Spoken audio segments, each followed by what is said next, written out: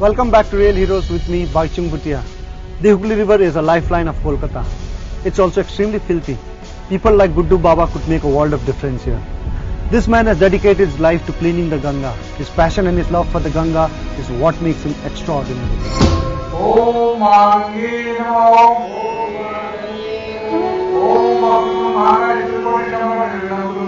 It's not just prayer for this man, he actually lives by this chant.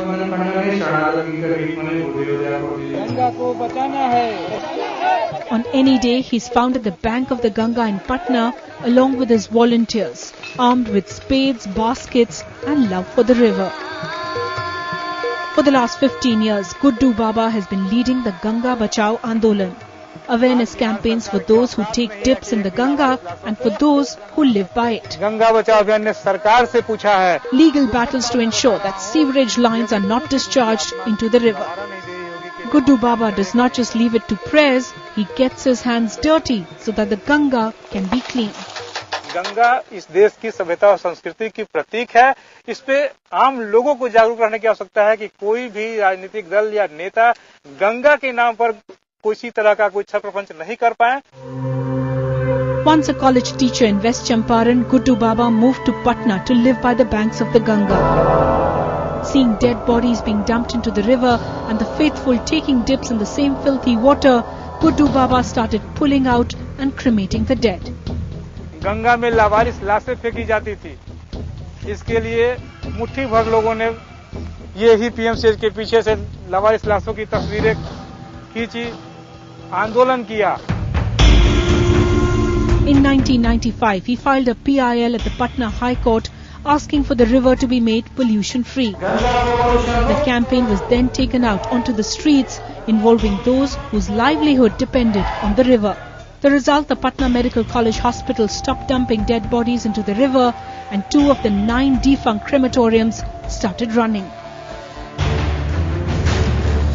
The job Guddu Baba and his volunteers perform is too disturbing to be even shown on camera. Fishing out half-burnt bodies and animal carcasses from the river and performing proper cremation for them. But Guddu Baba knows that more and much more needs to be done.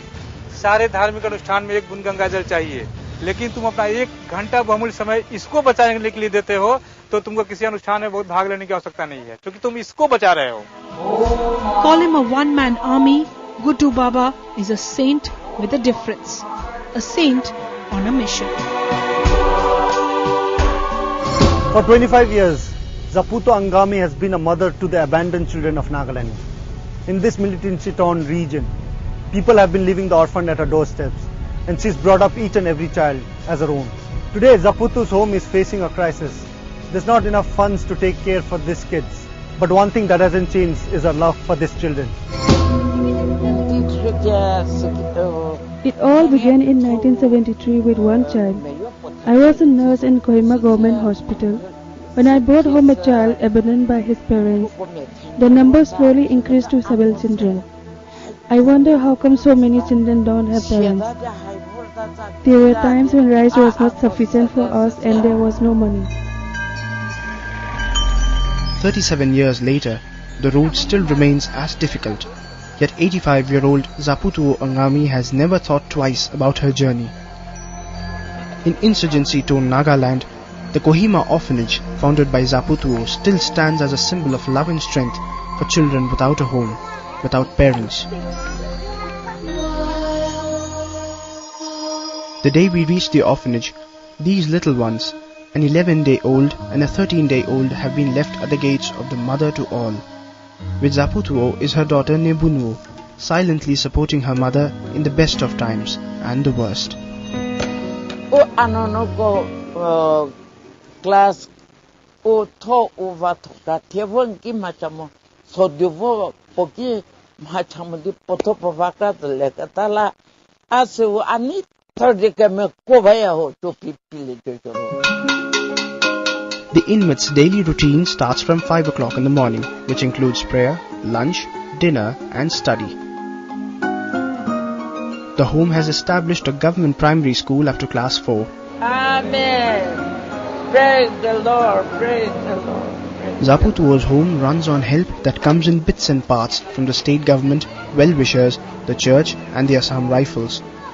That's also I used to ask Amma, tonight we don't have even rice to cook. And Amma used to say, oh, it's okay, pray to God. No? And unexpectedly people used to bring bag of rice like that. So I'm really proud of my mother. Okay, what children are wearing, all our people used to bring used clothes. Even mine also. Yeah, I'm working in taxation department. But from my salary, how much I'll get?